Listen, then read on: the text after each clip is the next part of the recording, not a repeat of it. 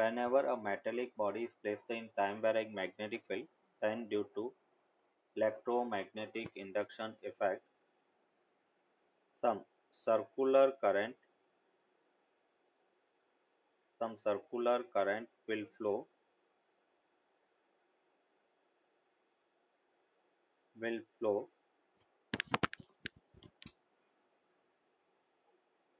this circular current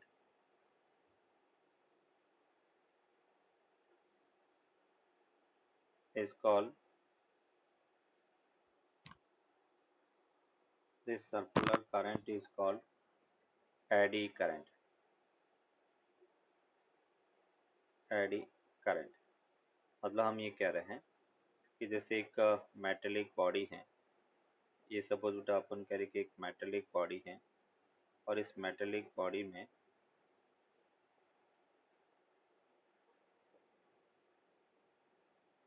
इस metallic body को अपन time varying magnetic field में रख रहे हैं। और जब टाइम वेरिंग मैग्नेटिक फील्ड में रखेंगे तो हमें पता है बेटा वेरिएबल मैग्नेटिक फील्ड होगा तो फ्लक्स चेंज होगा और rate of change of flux के कारण बेटा ईएमएफ इंड्यूस होगा और ईएमएफ इंड्यूस होगा तो हम कह सकते हैं कि जो इलेक्ट्रॉन्स है वो सर्कुलर पाथ पे मोशन करना स्टार्ट करेंगे। ऐसे बेटा अपन कह रहे कि कुछ सर्कुलर करंट इसमें फ्लो होती है, इन्हीं सर्कुलर करंट को अपन एडी करंट कहेंगे। ये जो सर्कुलर करंट है that is called eddy current. अब इन सर्कुलर करंट जो एडी करंट है, अब कोई भी मेटल है उसका कुछ ना कुछ तो रेजिस्टेंस होगा, तो इस एडी करंट के कारण अपन कह रहे कि हीट लॉस होता है ना। और इसके अलावा कुछ इसके एप्लीकेशन भी है, तो यहाँ पे अपन कह रहे एवरी मेटेलिक पीस या every metal body has some resistance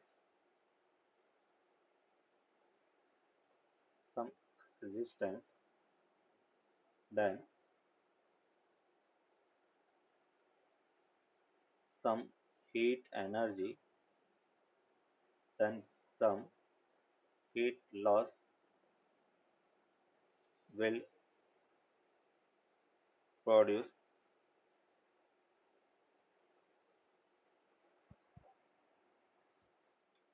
तो जब अपन कह रहे कि मेटेलिक जो बॉडी है और उस मेटेलिक बॉडी में करंट फ्लो करती है और यहाँ पे बेटा अपन कह रहे कि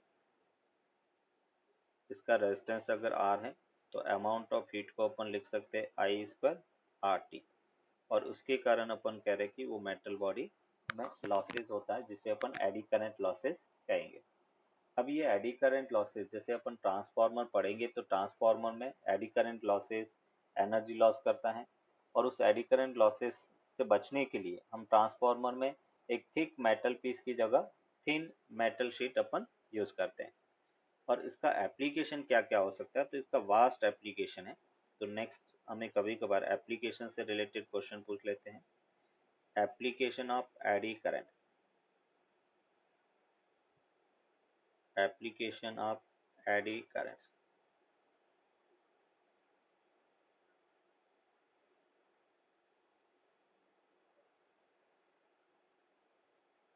N application of eddy currents में अपन फर्स्ट देखेंगे that is dead beat galvanometer. Dead beat galvanometer,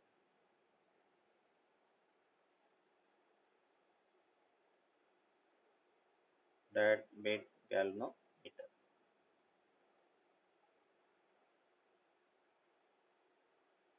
अभी ये बेटा डेड बीट गैल्वेनोमीटर है क्या, तो यहाँ पे अपन कह सकते हैं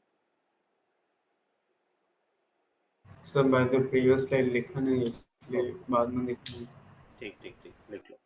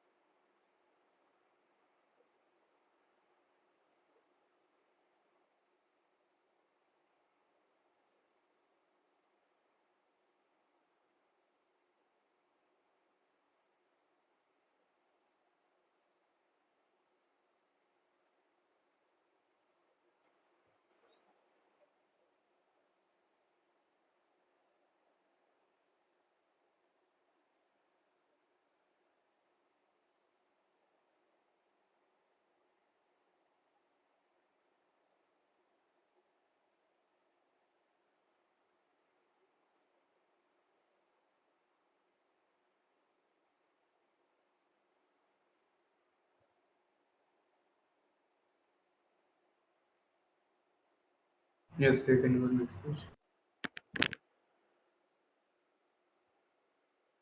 अभी बेटा डेड बिट गैल्वेनोमीटर क्या है? डेड बिट गैल्वेनोमीटर में अपन कह रहे हैं कि इलेक्ट्रोमैग्नेटिक डैम्पिंग पर ये वर्क करता है। Dead bit galvanometer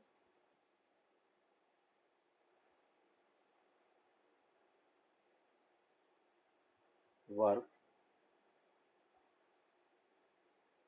on the principle of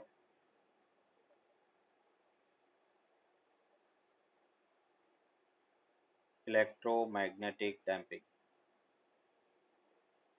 electromagnetic damping. अभी इलेक्ट्रोमैग्नेटिक डैम्पिंग क्या है उसको अपन एक्सप्लेन करते हैं।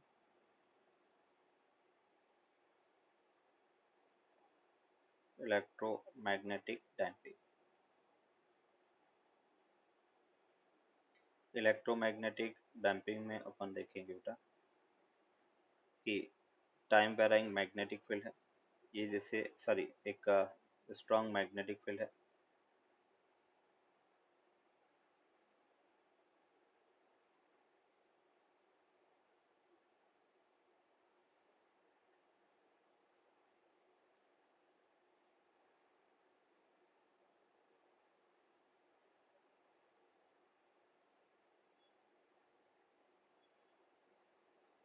ये जैसे बेटा अपन कह रहे कि नॉर्थ पोल है, ये साउथ पोल है, इसके बीच में एक मेटल पीस को ऑसिलेट करवाते हैं।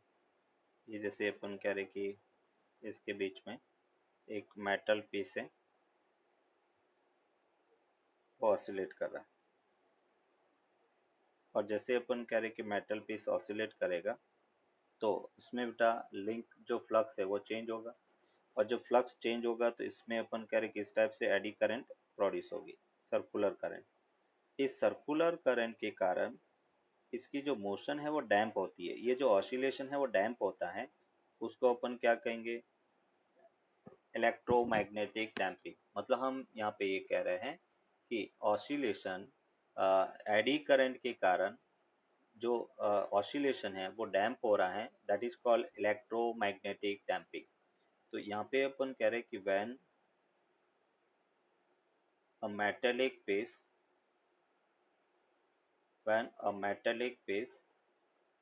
oscillates between two magnetic poles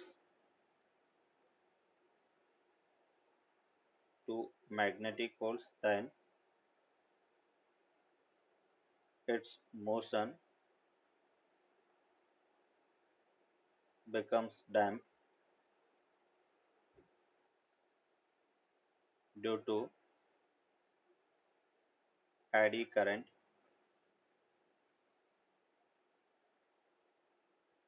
which is called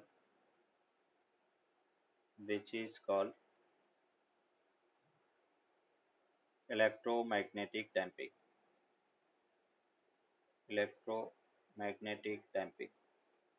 अभी देखो हमने कहा है कि इसका यूज हम गैल्वेनोमीटर में करते हैं। गैल्वेनोमीटर में कैसे बेटा? गैल्वेनोमीटर की ये जैसे रीडिंग ये नीडल है, और ये जो पॉइंटर है उस पॉइंटर से एक मेटल पीस कनेक्टेड रहता है, और वो मेटल पीस अपन कह रहे कि मैग्नेट के बीच में लाई करता है ऐसे। ये जैसे अपन कह रहे कि नॉर्थ पोल, ये साउथ पोल है। अभी बेटा अगर ये पॉइंटर ये मैग्नेट नहीं होता तो क्या होता? जैसे अपन कह रहे 0 से 1 एम्पियर करंट हुई, तो ये जो पॉइंटर है वो ऐसे ऑसिलेट करता रहता है, मतलब वहीं का भी फिक्स नहीं होता, 1 एम्पियर पे आके रुकता नहीं। तो जब अपन कह रहे कि मेटल पीस है वहां पे एडी करंट प्रोड्यूस होती है, स्ट्रॉन्ग मैग्नेट रहता है, जिसके कारण क्या करेगा? पॉइंटर है वो एक्यूरेट रीडिंग देगा कि 1 एम्पियर पे डिफ्लेक्ट हुआ तो 1 एम्पियर पर आके रुक जाएगा, करंट 2 एम्पियर हुई तो 2 एम्पियर पे आके स्टॉप हो जाएगा। अदरवाइज अपन कह रहे कि वो ऑसिलेट करता रहेगा उस पॉइंट पर, तो उस केस में अपन कह रहे कि हमें, एमीटर या वोल्टमीटर? बोलो बेटा। एमीटर या फिर वोल्टमीटर? गैल्वेनोमीटर बेटा, ओह सॉरी, गैल्वेनोमीटर। गैल्वेनोमीटर में हमने इसलिए अपने इसको क्या कहा? Dead beat galvanometer. तो गैल्वेनोमीटर को अपन एज ए अमीटर और वोल्ट मीटर दोनों की तरह यूज कर सकते हैं। तो अगर वोल्ट मीटर है तो उसमें भी जो रीडिंग दिखाता है तो वो एक्यूरेट रीडिंग दिखाएगा, गैल्वेनोमीटर है उसमें भी अपन कह रहे कि वो एक्यूरेट रीडिंग दिखाएगा।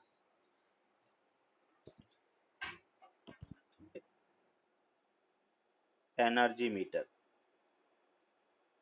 हालांकि अभी एनर्जी मीटर अपन इलेक्ट्रॉनिक्स मीटर यूज करते हैं, है ना, उसमें इलेक्ट्रॉनिक चिप लगी रहती है तो उसका वर्किंग अलग है। बट जो ओल्ड एनर्जी मीटर अपन यूज करते थे, ओल्ड एनर्जी मीटर जो है वो एडी करंट कंसेप्ट पे वर्क करते थे। आपने देखा होगा कि उसमें एक सर्कल होता था, वो सर्कल अपन कह रहे कि घूमता था, और सर्कल जितना मतलब राउंड लगाएगा उसके बेसिस पर अपन कह रहे कि रीडिंग है वो बढ़ती थी। तो यहाँ पे हम ये कह सकते हैं energy meter to measure energy conservation या electricity consumption, the electricity consumption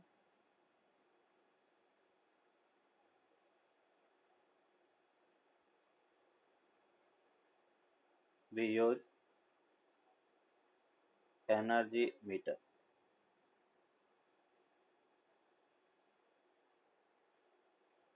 और एनर्जी मीटर को अपन KWH मीटर भी कहते हैं। KWH मीटर क्यों कहते हैं? क्योंकि ये किलोवाट आवर के अंदर एनर्जी को मेजर करता है। To measure the electricity consumption we use energy meter KWH meter which works on the principle of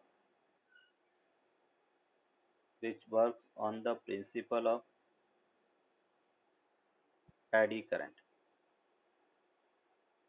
एक मेटल पीस होता था, और जैसे अपन कह रहे कि variable magnetic field time varying, क्योंकि एसी करंट है, टाइम वेराइंग अपन कह रहे कि करंट वेरी करेगा तो फील्ड वेरी करेगा, उसके कारण एडी करंट प्रोड्यूस होगा। एडी करंट के कारण अपन कह रहे कि टॉर्क लगेगा, और टॉर्क के कारण जो सर्कल है, मेटल डिस्क होती है वो घूमने लगती है, और उससे सेकंड कनेक्टेड। से अगेन क्या करो? फिर से समझा सकते यस, हैं। अपन कह रहे कि इस टाइप से बेटा एक मेटल डिस्क उससे कनेक्टेड रहती है। आपने इंडिया में देखा होगा, वहाँ तो मुझे पता नहीं कौन सा मीटर यूज करते हैं, बट इंडिया के अंदर अपन कह रहे कि इस टाइप से एक डिस्क रहती है, और एडी करंट के कारण इस पर टॉर्क लगने के कारण वो घूमती है, और यहाँ पे डिजिट होता था मीटर के अंदर। इस टाइप से अपन कह रहे कि रीडिंग होता था 0 1 2, इस टाइप से अपन कह रहे कि रीडिंग बढ़ता जाएगा। अभी इसका कुछ ड्रॉबैक है। ड्रॉबैक कैसे? अगर मैं करंट की डायरेक्शन चेंज कर लेता हूँ तो ये जो डिस्क है वो उल्टी घूमने लग जाएगी, तो जितने रीडिंग इंक्रीज हुई उतना रीडिंग वापस डिक्रीज हो जाएगा। तो लोग उससे क्या करते हैं कि जैसे इलेक्ट्रिसिटी चोरी करना है तो वो उसके हेल्प से कर लेते, तो उनको ये आइडिया लग गया कि भाई कनेक्शन को उल्टा कर लो तो मीटर उल्टी रीडिंग करेगा, तो जितना पॉजिटिव हुआ उतना नेगेटिव हो जाएगा। फिर गवर्नमेंट ने इसको कंट्रोल किया। तो इसके अलावा अपन कह रहे कि जैसे एक टाइम के बाद में कोई भी मेटल है उसका रेजिस्टेंस बढ़ जाता है, तो लॉसेस अपन कह रहे वो सही से मेजर नहीं करता है ना, एडी करंट जितना प्रोड्यूस होना चाहिए उतना प्रोड्यूस नहीं होता है। तो इसलिए अपन कह रहे कि एक टाइम के बाद में एक्यूरेट रीडिंग अपने को नहीं देता ये। अभी जो एनर्जी मीटर है वो इलेक्ट्रॉनिक्स मीटर है, चिप लगी रहती है, उस चिप के बेसिस पर अपन कह रहे कि वो एक्यूरेट रीडिंग देगा। अगर इवन मोबाइल चार्ज भी कर रहे हैं तो उसका भी कंजप्शन वो शो करेगा। और पहले के जो मीटर हैं, अपन कह रहे कि 10 वाट का अगर बल्ब भी जल रहा है तो उसकी रीडिंग को वो शो नहीं करता था। तो ये उसका ड्रॉबैक था। एनर्जी मीटर के बाद में हम बात करेंगे इलेक्ट्रिक फर्नेस बेटा। इलेक्ट्रिक फर्नेस, जैसे अपन कह रहे कि किसी ओर को मेल्ट करना है, और ओर को मेल्ट करने के लिए वहां पर time varying magnetic field produce करेंगे, जिसके कारण एडी करंट प्रोड्यूस होगी और वो मेल्ट हो जाएगा। तो इलेक्ट्रिक फर्नेस में भी to melt the ore of the material, उसमें अपन इलेक्ट्रिक फर्नेस में यूज करते हैं। फिर अपन कहेंगे स्पीडोमीटर, स्पीड मेजर करने का जो कॉन्सेप्ट है उसमें भी अपन इसको यूज करते हैं, स्पीडोमीटर। और इलेक्ट्रिक ब्रेक, जैसे ट्रेन के अंदर इलेक्ट्रिक ब्रेक होते हैं, उसमें भी अपन कह रहे इसी कंसेप्ट का एडी करंट कंसेप्ट है वो यूज होता है। तो ये इसके एप्लीकेशन है eddy current energy to electrical energy.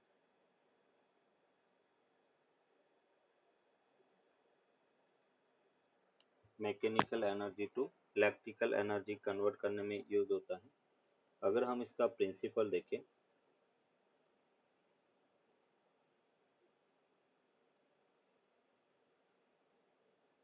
तो ये based on periodic electromagnetic induction, based on periodic EMI electromagnetic induction उस पर बेस्ड है। अगर हम इसका वर्किंग देखें और वर्किंग एक्सप्लेन करने के लिए पहले अपन इसका डायग्राम देखेंगे।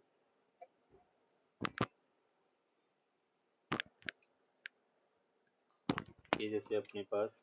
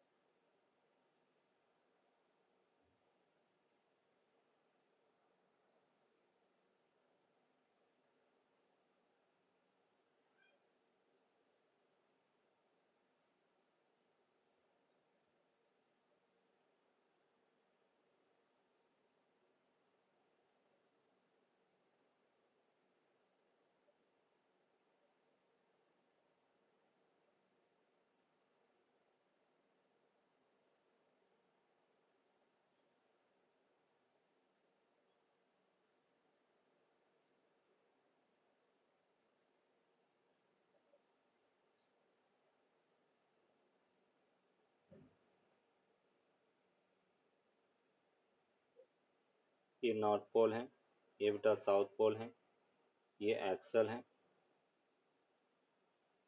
इस एक्सल की हेल्प से बेटा इसको रोटेट किया जाता है। और सपोज एंगुलर स्पीड ओमेगा है, ये कोयल है, ये परमानेंट मैग्नेट है। परमानेंट मैग्नेट के बीच में एक रेक्टेंगुलर कोयल है, उसको आर्मेचर की हेल्प से रोटेट किया जाता है। तो अभी अपन कह रहे कि जैसे इसको रोटेट करेंगे, ये अपने पास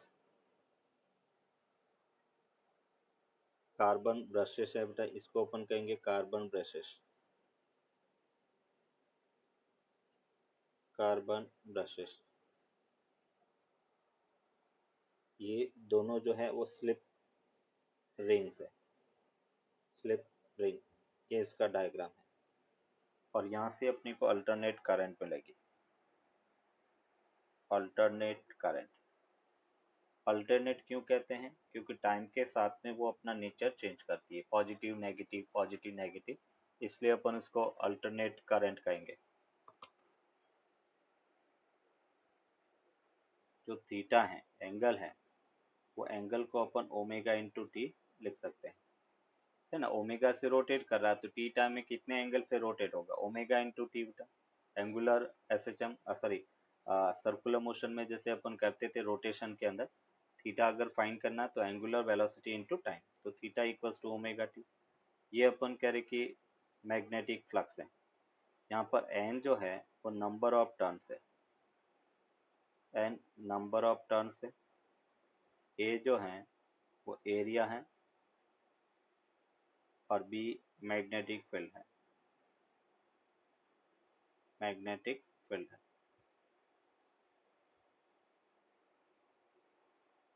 अभी अपन कह रहे हैं अगर मुझे ईएमएफ चाहिए बेटा, तो ईएमएफ फैराडेज लॉ क्या कहता है, minus D five by D T के इक्वल होगा।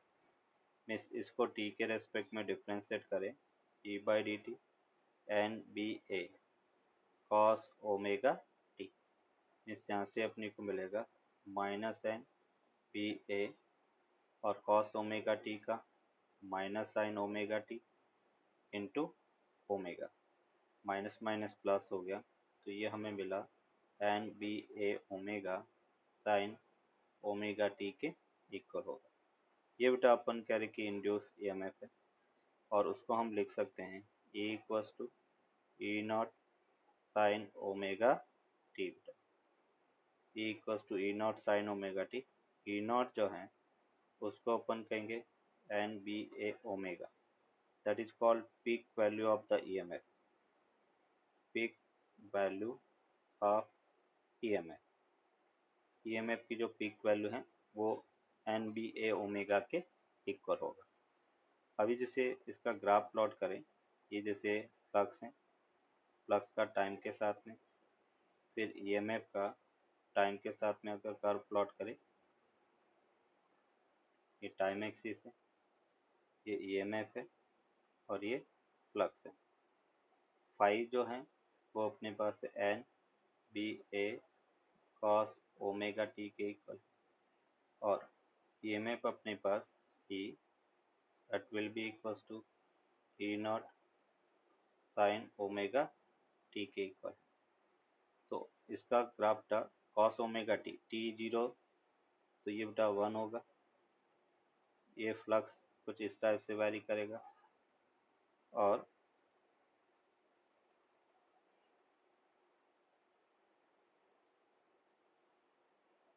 अगर ईएमएफ का टाइम के साथ में अपन कर्व प्लॉट करें तो जहाँ पर ईएमएफ फ्लक्स मैक्सिमम होगा वहाँ पर ईएमएफ की वैल्यू 0 होगा। देखो कैसे, ये साइन का फॉर्म है बेटा, इस पॉइंट पर 0, ये 0 होगा बेटा, जहाँ पर फ्लक्स मैक्सिमम वहाँ पर ईएमएफ 0, जहाँ पे फ्लक्स 0 वहाँ पर ईएमएफ मैक्सिमम। तो इसका बेटा साइन के साथ में कुछ इस टाइप से वैरी करेगा,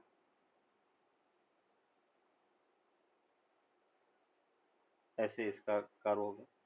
ये मैक्सिमम अपन कह रहे एन बी ए के इक्वल है, ए माइनस एन बी ए, फ्लक्स है वो प्लस एन बी ए और माइनस एन बी ए के बीच में वैरी करेगा।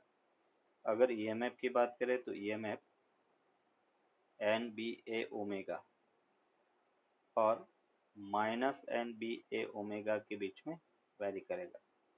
ये इसकी पीक वैल्यू है, मैक्सिमम ईएमएफ इतना हो सकता है। तो जब अपन कह रहे कि फ्लक्स मैक्सिमम है तब ईएमएफ 0 है, और जब ईएमएफ अपन कह रहे मैक्सिमम है तब फ्लक्स 0 है।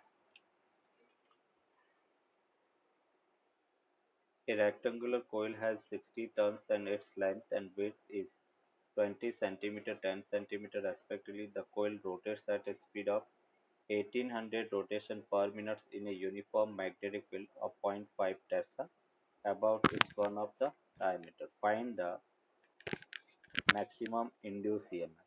उसका मैक्सिमम ईएमएफ इंड्यूस क्या है वो अपने को फाइंड करना है। देखो number of turns So you know, right? कितना,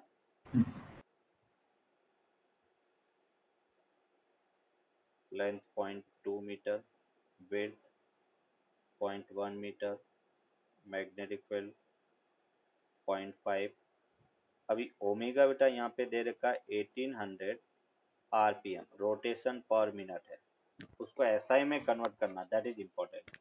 और एसआई में कैसे कन्वर्ट कर सकते हैं, तो 1800 वन रोटेशन इक्वल्स टू कितना होता है बेटा 2 पाई रेडियन, और पर मिनट इक्वल्स टू 60 सेकेंड, 0 से 0 कैंसिल आउट हो गया, मीन्स ये अपने पास 30 हो गया, मीन्स यहाँ से 60 पाई रेडियन पर सेकेंड ये अपने पास है।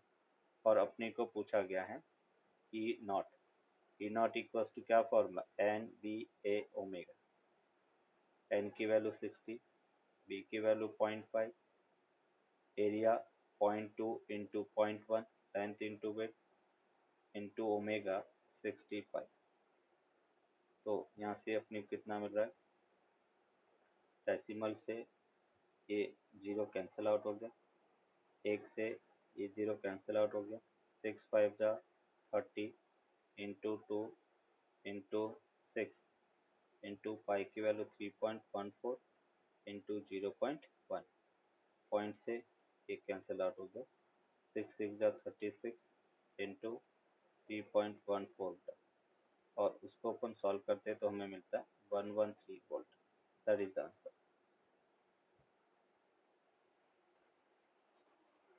AC generator consists of a coil 50 turns and area 2.5 meters square, rotating at an angular speed of 60 radians per second in a uniform magnetic field 0.3 Tesla between two fixed pole pieces. The resistance of the circuit including that of the coil is 500 ohm. Calculate maximum current drawn from the generator. What will be orientation of the coil with respect to magnetic field to have maximum magnetic flux and minimum magnetic flux? Could the generator work if the coil were stationary and instead the poles were rotated with the same speed as above? I naught equals to E naught by R, E naught को N B A omega upon R लिख दिया और सबकी value put कर दिया तो 4.5 ampere maximum current अपने को मिला।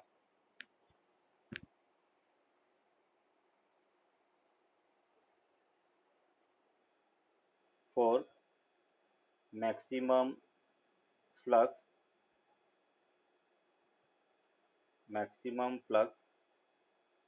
the plane of the coil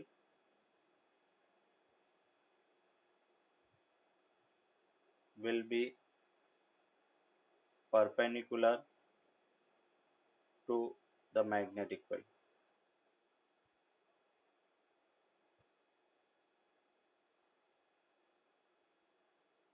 And second, for minimum flux या zero flux,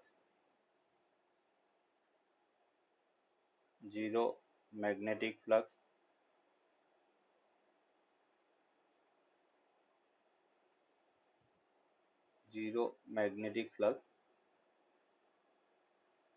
plane will be parallel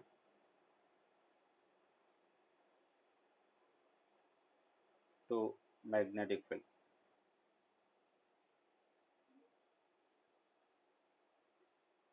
अच्छा, किसको किसके साथ करना है? एरिया वेक्टर को मैग्नेटिक फील्ड के साथ ना? हाँ, एरिया मैग्नेटिक फील्ड के साथ में जीरो। अगर अपन यहाँ पे देखें एरिया और मैग्नेटिक फील्ड वो पैरेलल होंगे और थीटा की वैल्यू उसमें जीरो होगा। बट अगर हम प्लेन देखो, प्लेन क्या होता है, प्लेन और एरिया वेक्टर क्या होता है, जैसे ये मैग्नेटिक फील्ड है और अपन कह रहे कि ये प्लेन है, तो प्लेन अभी इस मैग्नेटिक फील्ड के परपेंडिकुलर हो गया। मैग्नेटिक फील्ड ये पेन है, वो मैग्नेटिक फील्ड है और ये प्लेन है, तो प्लेन ऐसे हैं, ये देखो प्लेन इसको कट कर रहा है। तब अपन कहेंगे कि फ्लक्स मैक्सिमम मतलब फील्ड लाइंस इसके एरिया के पैरेलल होनी चाहिए। एरिया वेक्टर हमेशा प्लेन के परपेंडिकुलर होता है।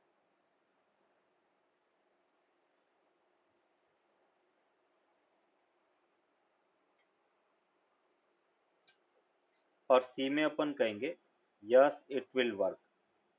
हम पोल को रोटेट करें या कोयल को रोटेट करें, दोनों ही केस में अपन कह रहे कि फील्ड वेरी करेगा। फील्ड वेरी करेगा तो फ्लक्स चेंज होगा टाइम के साथ में, और फ्लक्स जब भी टाइम के साथ में चेंज होता है इसका मतलब अपन कह रहे कि ईएमएफ इंड्यूस होगा।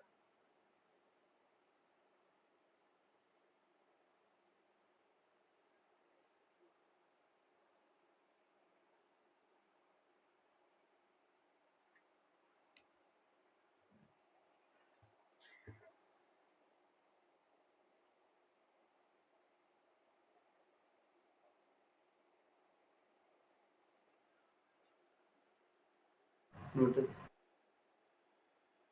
Transformer is a device which increases voltage and current as our requirement। अपनी रिक्वायरमेंट के अकॉर्डिंग वोल्टेज और करंट को इंक्रीज और डिक्रीज करता है। अगर हम इसका प्रिंसिपल की बात करें, ट्रांसफार्मर किस प्रिंसिपल पे वर्क करेगा, तो हम कहेंगे म्यूचुअल इंडक्टेंस प्रिंसिपल पे वर्क करता है। म्यूचुअल इंडक्शन ट्रांसफार्मर है, वो म्यूचुअल इंडक्शन प्रिंसिपल पे वर्क करता है। दूसरा बेटा अपन कहेंगे types of transformer. Types of transformer on the basis of construction.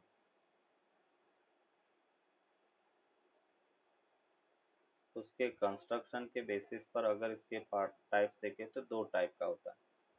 एक अपन कहेंगे शेल टाइप और दूसरा अपन कहेंगे कोर टाइप। तो फर्स्ट जैसे अपन कह रहे कोर टाइप। कोर टाइप में अपन कहेंगे कुछ इस टाइप से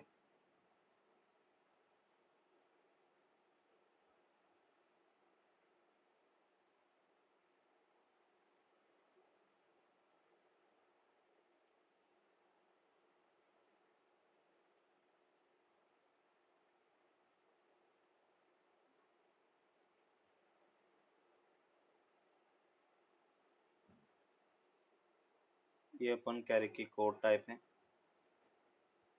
इसमें बेटा क्या होता है, प्राइमरी कोयल और सेकेंडरी कोयल दोनों को जो सेंट्रल पार्ट है कोर, वहीं पे वाइंडिंग किया जाता है।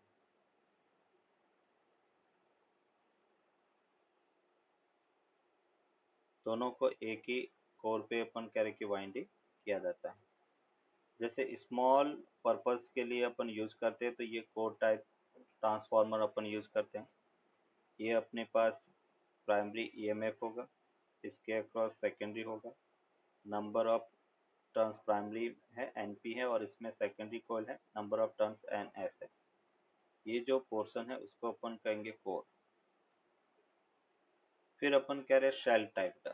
सेकेंड बात करें शेल टाइप ट्रांसफार्मर। इसमें अपन कह रहे कि शेल के फॉर्म में रहेगा। इस टाइप से एक ब्लेड होती है, मतलब मेटेलिक प्लेट है। एक प्लेट के ऊपर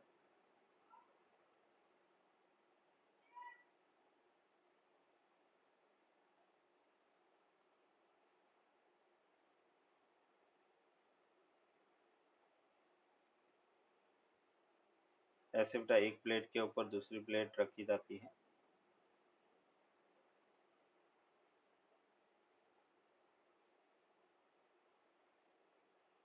इसमें प्राइमरी कॉइल ऐसे वाइंड की हुई होती है।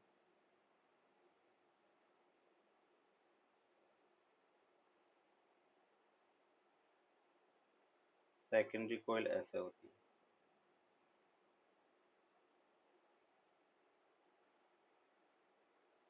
यहाँ पर ई एस है बेटा, ये एन पी है, ये E M F E P है। सेकेंडरी कॉइल में number of turns N S है।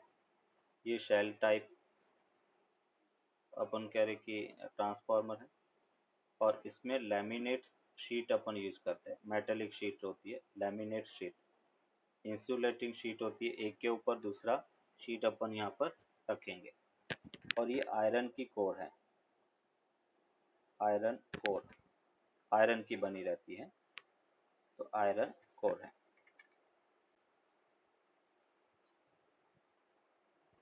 वोल्टेज रेगुलेशन के बेसिस पर दो टाइप के होते हैं। एक स्टेप अप ट्रांसफार्मर जो वोल्टेज बढ़ाने का काम करता है, इसलिए स्टेप अप ट्रांसफार्मर कहेंगे, स्टेप अप ट्रांसफार्मर।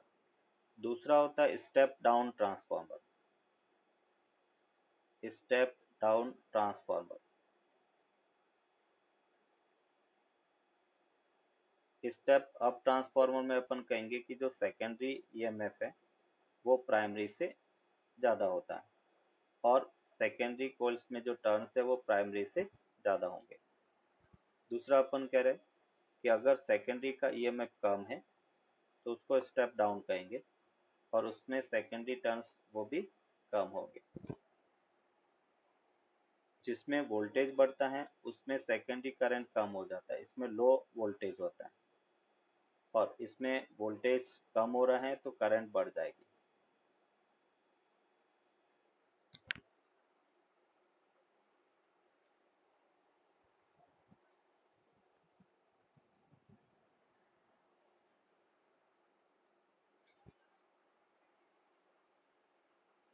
अभी बेटा अपन कह रहे हैं कि जैसे इसका वर्किंग अपन देखें किस टाइप से ये वर्क करता है।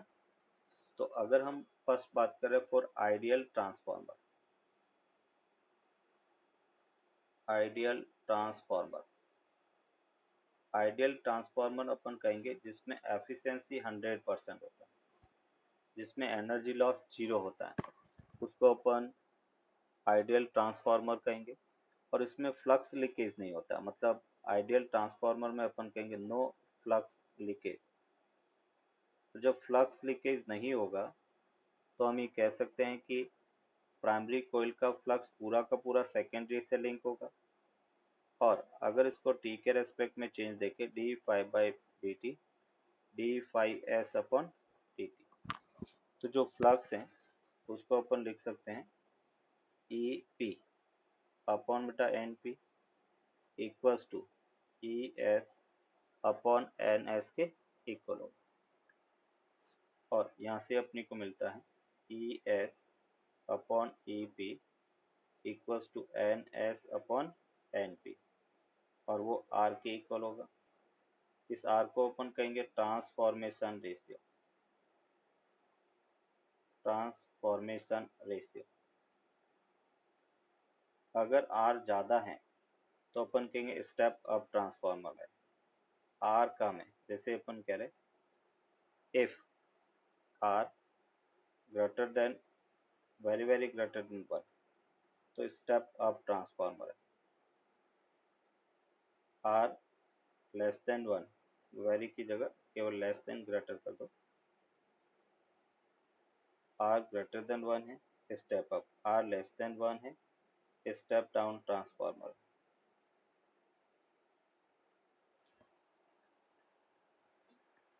अभी अपन कह रहे नो पावर लॉस हो रहा है, जैसे अपन कह रहे कि आइडियल है तो नो पावर लॉस होगा। और जब पावर लॉस नहीं है तो हम क्या लिखेंगे, पावर होता है E P I P input power equals to output power. और यहाँ से अपन कह सकते E S upon E P equals to I P upon I S equals to N S upon N P के इक्वल हो।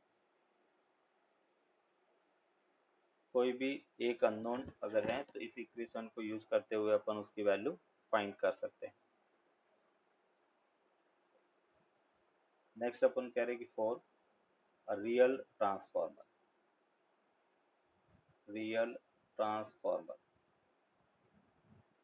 और रियल ट्रांसफार्मर में अपन कहेंगे कि एनर्जी लॉस होता है, मतलब उसमें एफिशिएंसी है वो लेस देन 100% होगा।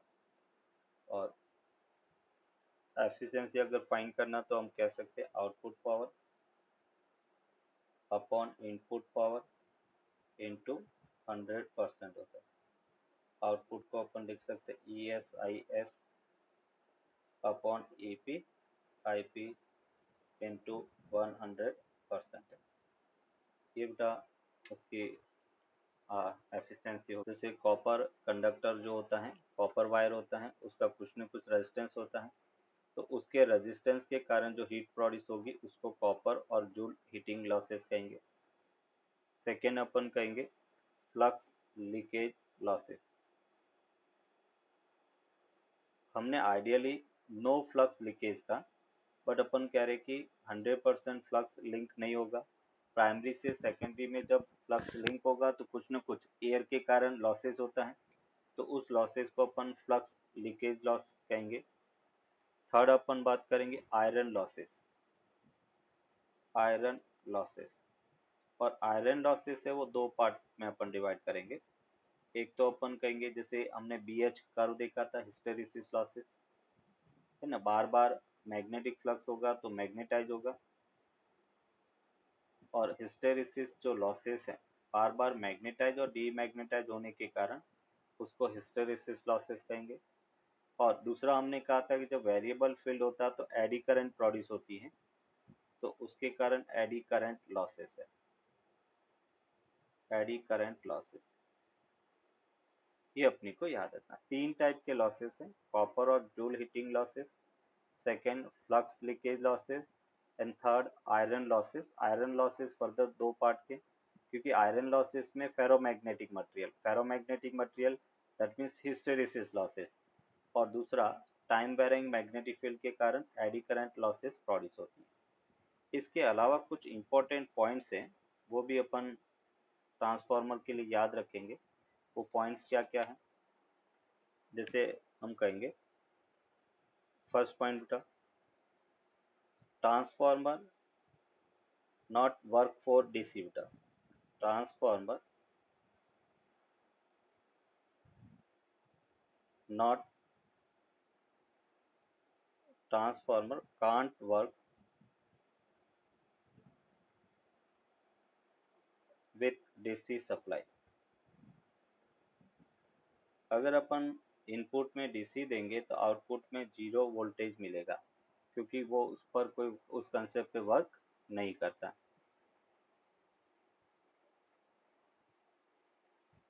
Transformer can't work with DC supply. Second point बेटा अपन कहेंगे कि पावर ट्रांसमिशन जब करते हैं हम, लॉन्ग डिस्टेंस पर एनर्जी को ट्रांसमिट करते हैं वायर के थ्रू, तो power transmission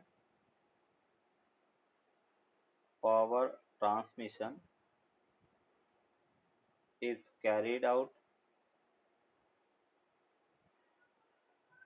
power transmission is carried out always at high voltage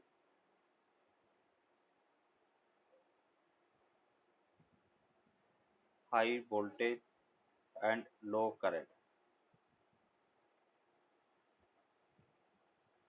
हमेशा बेटा लॉन्ग डिस्टेंस तक ट्रांसमिशन करना है तो हम हाई वोल्टेज स्टेप अप करके फिर ट्रांसमिट करेंगे, क्योंकि हाई वोल्टेज करने पर एनर्जी लॉस से वो डिक्रीज होता है।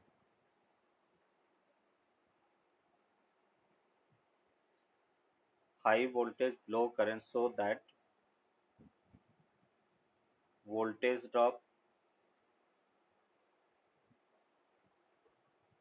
voltage drop and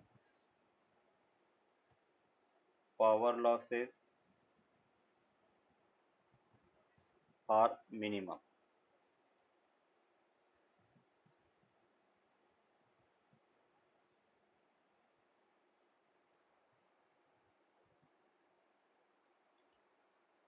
तो ये अपना ट्रांसफार्मर है वो कंप्लीट हो गया।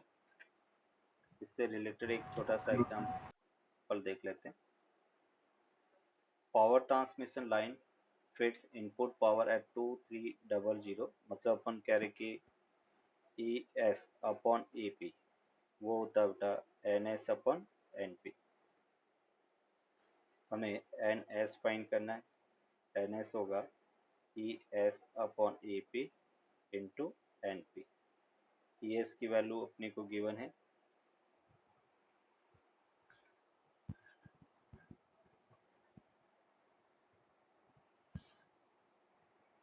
number of turns in the secondary. A power transmission line feeds input power at 2300 to a step down transformer having 4000 turns। तो यहाँ से अपन कह रहे हैं 23, सेकेंडरी में बेटा 230 है,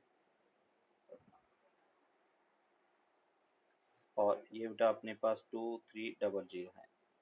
प्राइमरी नंबर ऑफ टर्न्स है वो 4000 है। इस यहाँ से 00 से 00 कैंसिल आउट हो गया, ये 10 हो गया। मीन्स यहाँ से नंबर ऑफ टर्न्स 400 मिलेगा। That is the answer.